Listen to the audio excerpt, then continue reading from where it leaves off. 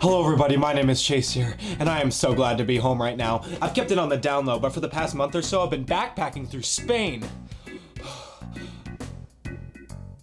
Who the fuck rearranged my room? Well, anyway, it's been quite the adventure. I've been through a lot. I would show you some clips, but we don't got the budget for that. But I should tell you about the nice fellas in black robes that I met along the way. Man, ever since I got back, I'm starting to feel a little woozy. I think it might have been something I ate. I think it was the salad.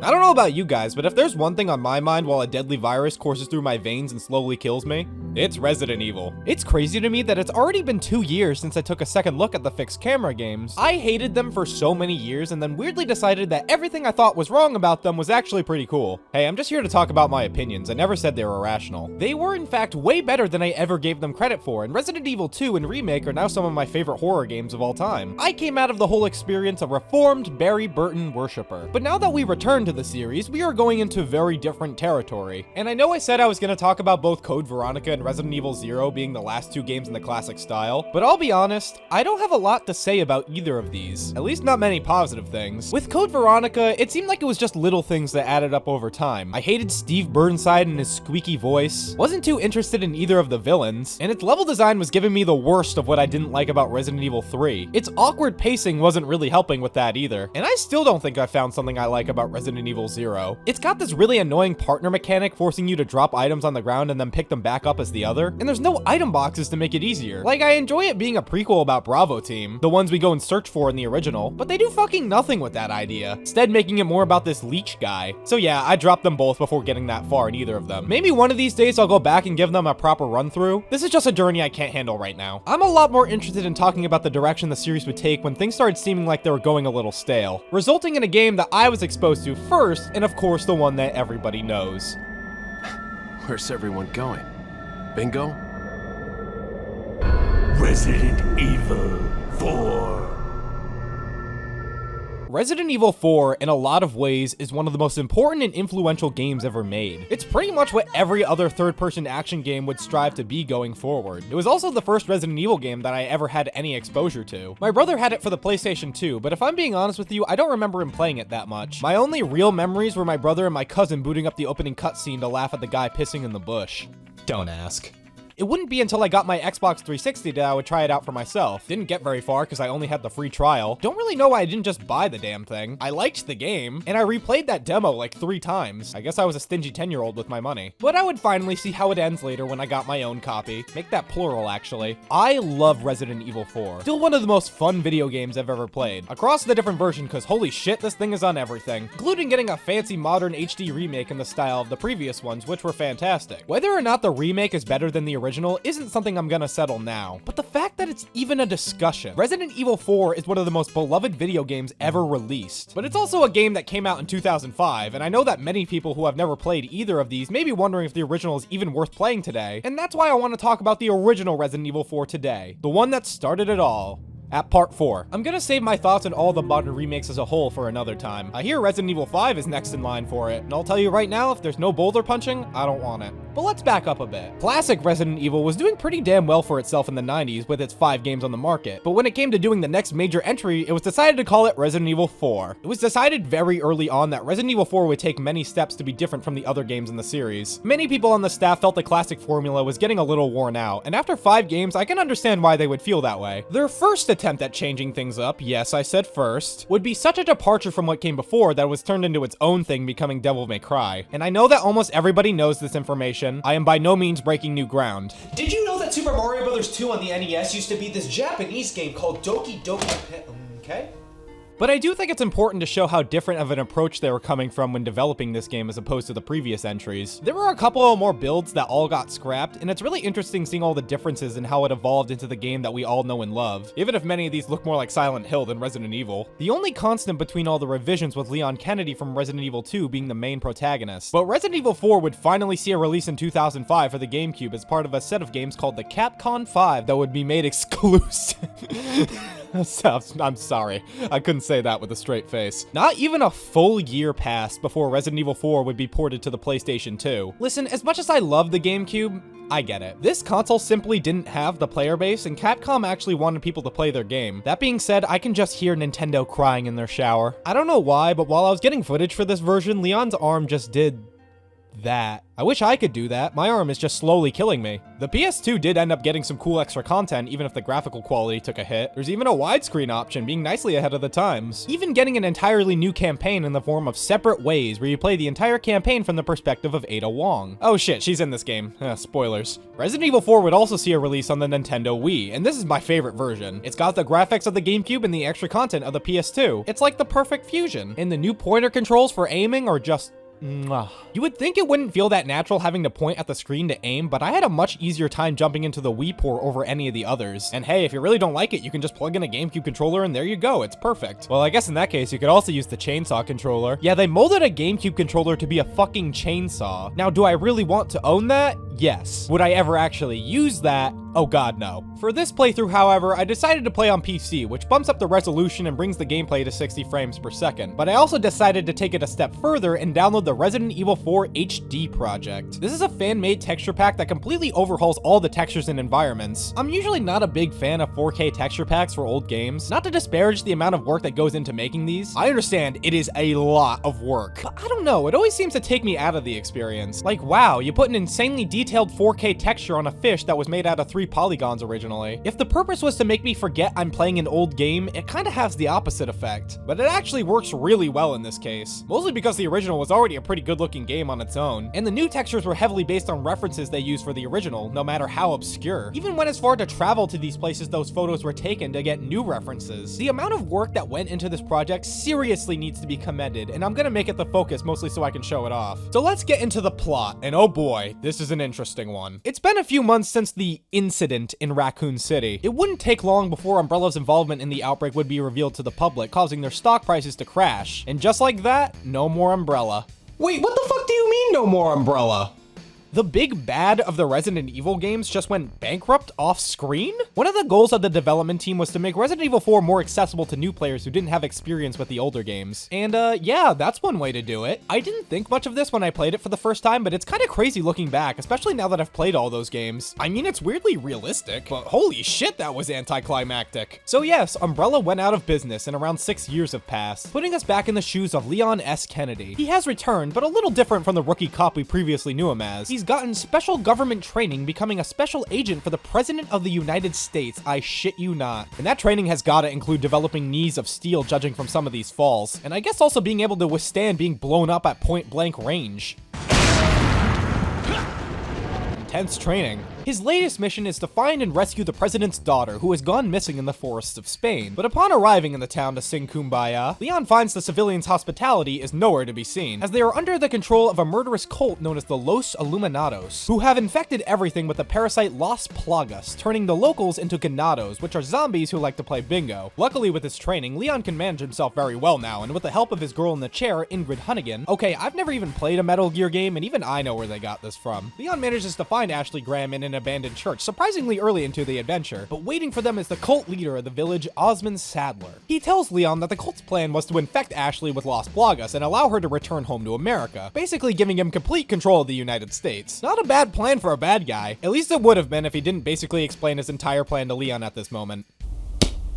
Like, his whole scheme is centered around letting Ashley go home with the parasite, yet he never fucking lets her go home. She's already infected. This was the plan, dude. If he just didn't villain monologue to Leon right here and just let the chopper come, that's it. He would have won. But now that they are aware of the predicament they are in, Leon makes it his mission to discover how to remove the parasites from their bodies and return Ashley home safely. From there, a lot of shit happens, including facing off against hordes of the not undead, a giant lake monster, ladies and gentlemen with chainsaws, Grimace, and the big cheese of the village, Chief Mendez. Along the way, they come across a man named Luis Serra. You got a smoke? Got gum. Luis is actually the one who uncovered Las Plagas in the first place, but unlike a lot of other characters in this universe, he actually feels regret for the trouble he has unleashed and wishes to make amends by helping Leon and Ashley get rid of their parasite problem. So how long until he bites it?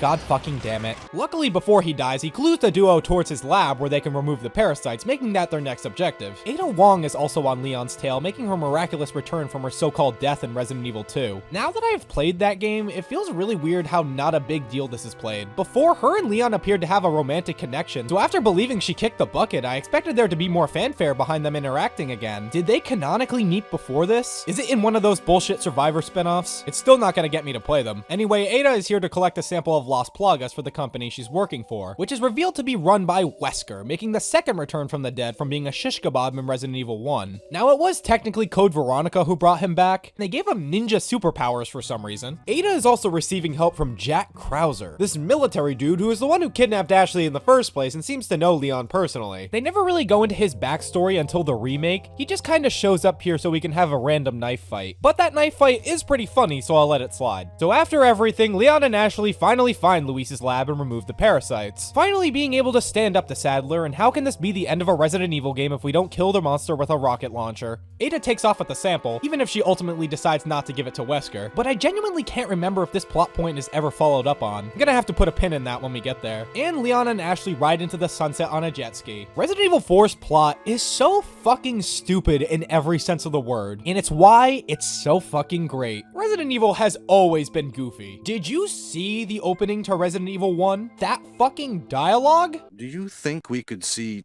Tyrant now? Barry, you're so optimistic.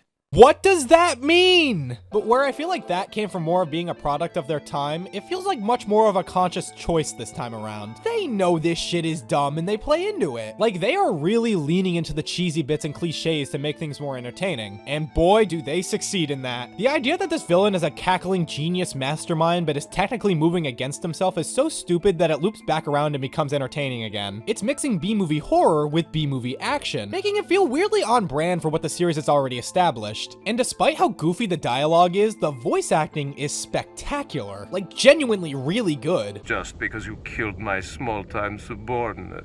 Sadler, you're small time. And that's what I think really makes it all work. Nowhere is that more apparent than with Leon S. Kennedy. Now, I enjoy the dorky rookie cop Leon that we see in Resident Evil 2, but Resident Evil 4 Leon is a whole different breed. He's simultaneously the coolest and the dorkiest video game protagonist you will ever find. I let our miserable insects out for some exercise down in the sewer.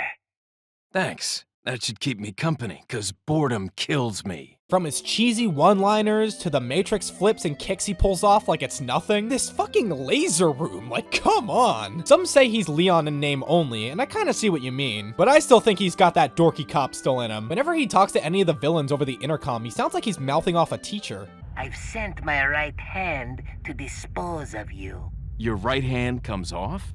This is still very clearly the Leon we knew from the second game, just with more experience and a lot more sass. No thanks, bro. Leon is absolutely one of my favorite video game protagonists from this game alone. No way, Leon. Way.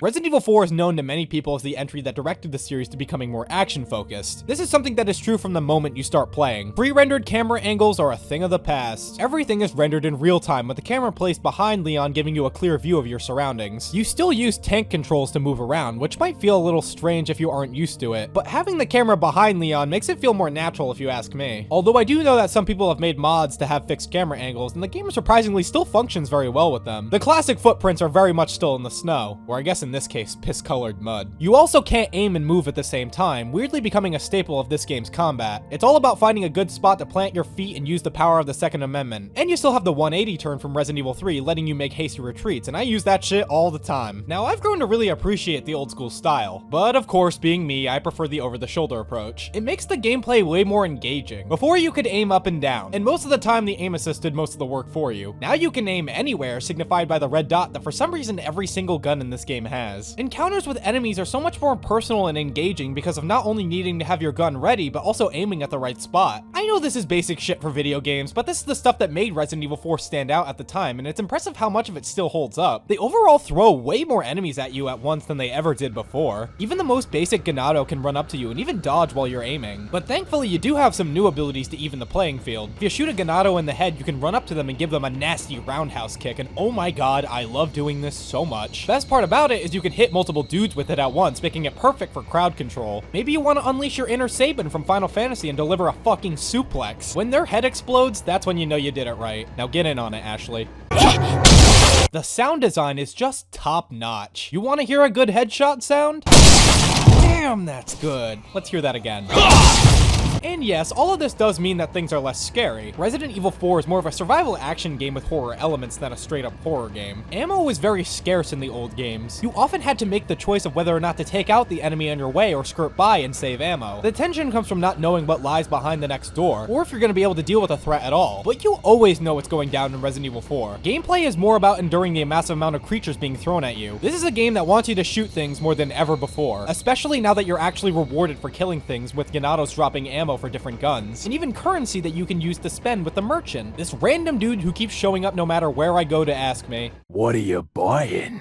It is never explained who the fuck this is, but I think that only makes it funnier. And he seems to show up exactly when you need him. You no longer find guns around the environment, you buy them from the merchant. As the game goes on, the merchant shop expands, allowing you to have a wide range of choices when it comes to decking yourself out, including different guns that you can modify to be even more powerful. I fucking love the merchant. He's one of the best additions to the formula they introduced. He makes Resident Evil 4 one of the most replayable games in the series. I'm always excited to try out different guns and see what they can do. I always go for the Red 9 pistol, like I'm sure most do. It's the handgun with the most amount of firepower, and with the stock it basically has no recoil. I really enjoy using the riot gun, don't get me wrong. It's pretty much just a better shotgun, which was already a pretty effective boomstick. But the striker shotgun is just too good. You can upgrade this thing to hold an asinine amount of rounds. Makes me feel like I'm playing Modern Warfare 3 for a minute. You know, the good one. And because enemies drop ammo, that means if you want to play the entire game with just the starting handgun, well, go right ahead. You're surely always gonna have ammo for it. I just love that level of freedom. One of the best weapons you get is one you don't even have to upgrade.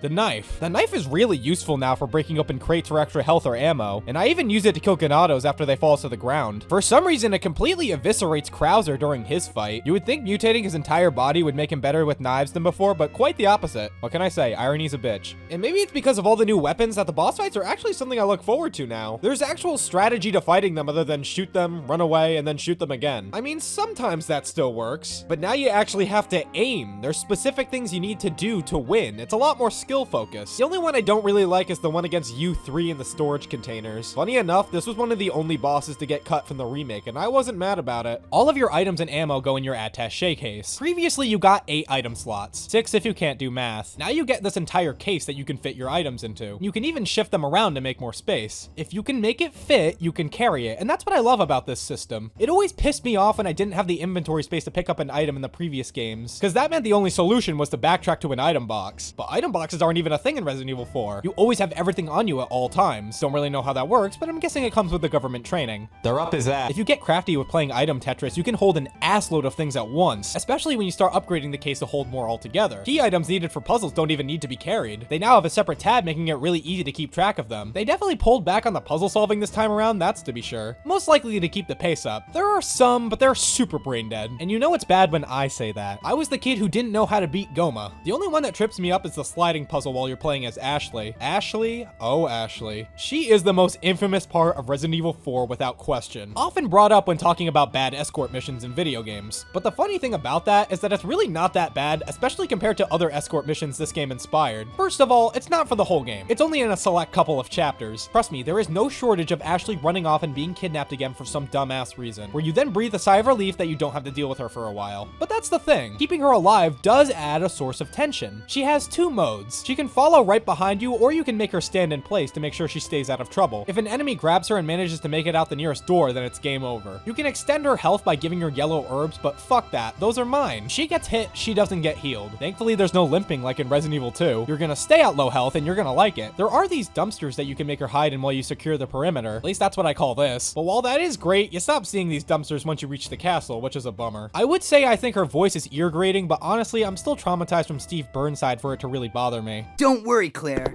Your knight in shining armor is here. If you had to take care of her through the whole game, I would probably have an issue with it, but I think the sparing use of these sections works in the game's favor. It adds immersion. I still prefer the remake getting rid of her health bar, but I still don't think that Ashley is as bad as many make her out to be. We'll say, her as a character isn't that great. We don't ever learn much about her personally, and she doesn't really do a whole lot other than yelling that she needs to be saved. I get she's supposed to be this spoiled rich kid who is only now ever in real danger and she doesn't know how to react, but it does kinda feel wrong to have a woman character whose only job it is to yell for the man to save her, especially after some of the other women protagonists the series is known for. I think the remake did a much better job at characterizing her and making her likable, but how she is here, she's fine, just not great. Resident Evil 4 is just more streamlined than the classic formula, making it more digestible. They even go a step further and split the game into chapters, giving you a chance to breathe in between story beats, and let you save your game, which no longer needs ink ribbons either. We can talk all day about how things like fixed camera angles and limited saving can increase tension, but whether you like it or not, they can still make it very difficult for someone who has never played something like this to get into it. And that's why I can't say Resident Evil 4's changes to the formula were bad, even if they do differ heavily from what the series was originally envisioned as. It was supposed to be. They knew this was going to be a chance to expand their audience, and seeing how things played out, can you blame them? Being how successful this game was, the series would continue in this vein, becoming more action-oriented to the dismay of many of its original fans. And many people to this day blame Resident Evil 4 for that change. And while it is true that this game set the trend that the sequels would follow, that's not Resident Evil 4's fault. Why don't we just blame the fact that Resident Evil 6 just kinda sucks? And I wouldn't say horror has been completely removed for the record. It just accomplishes it in a different way than the PlayStation trilogy. This game can certainly create a chilling atmosphere like no other, especially in the opening village and the castle area. Feels like there's always a new threat around every corner to make you squeeze your controller. And the freakish monsters that you end up having to gun down always manage to have me on edge with how vicious they can be. I remember the Del Lago fight making my anxiety skyrocket whenever you had to get back in the boat, and there was something about the fact that it was always trying not to be seen. The Chainsaw Man was another source of discomfort because he could slice your head off with one hit, and it seemed like he was never gonna go down no matter how much lead he took.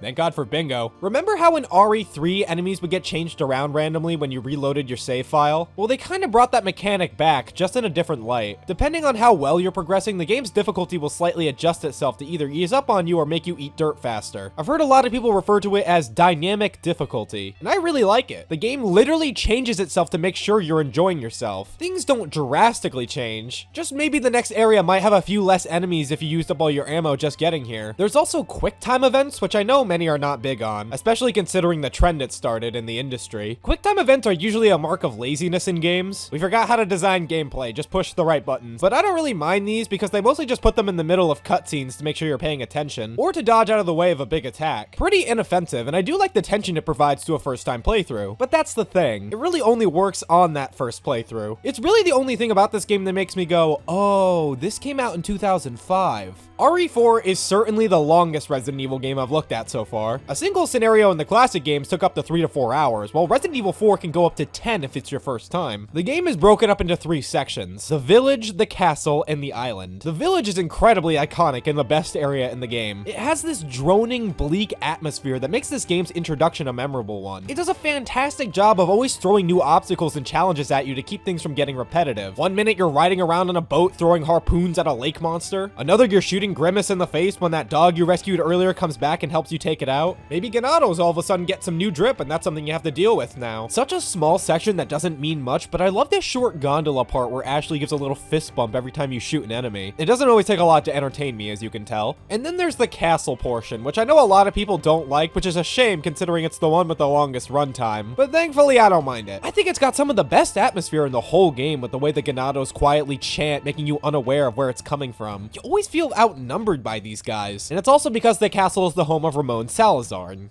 come on. Where's the satisfying sound of one's impalement? There's a point where you have to maneuver the hands of a giant Salazar to raise the pathway for the next area. Already a pretty unique room, but then the statue springs to life and fucking chases you down. Definitely one of the most memorable moments of my first playthrough. The last area is the island military base, and you probably already guessed that it's my least favorite. Not bad or anything, just not a lot of stuff you haven't seen already. The coolest new thing it adds are the regenerators. Probably the scariest monsters in the game. You can blow off their heads, cripple their legs, but it doesn't matter, they will keep coming at you. It gives them a sense of fear that not many enemies have had up until this point. Other than that, I like Ashley randomly deciding to become a truck driver while you fight dudes in the trunk. Ashley, when were you gonna tell me that you can do this? We should have been doing this through the whole game. There's a chopper pilot that comes and helps us out. Thank God, I can't wait to get drinks with this dude.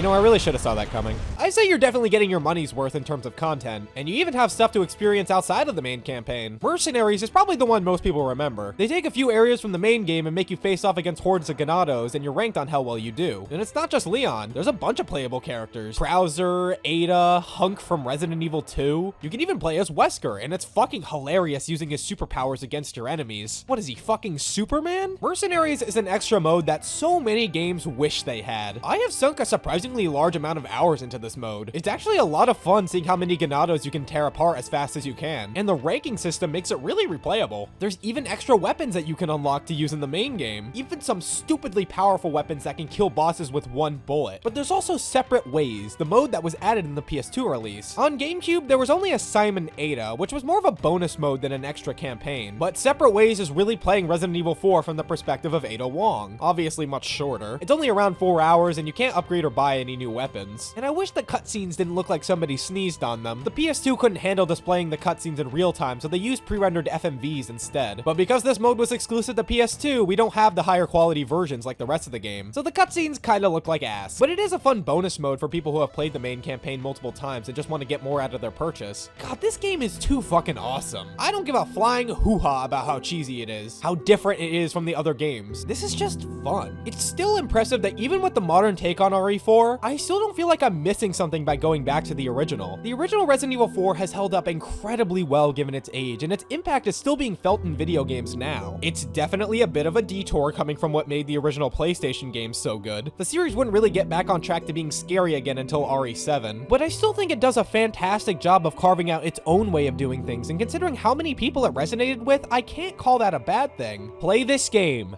now. It's a pretty good jumping off point if you've never played a Resident Evil game before. It's easy to understand, the puzzles aren't at all complicated, and it literally changes to suit your preferred level of challenge. Yeah, we have a fancy pants modern remake, and yeah, I will say right now that objectively, it's probably the better experience. But that doesn't mean that the original game is any worse, and you owe it to yourself to give it a try if you are at all interested. It's on fucking everything, trust me, you can find a way to play Resident Evil 4.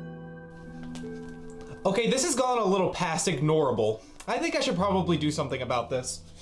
Ow, ow, ow. Welcome. What do you need, stranger? Who the hell oh, who am I kidding? Do you have something in that jacket that cures cancer? Of course, stranger.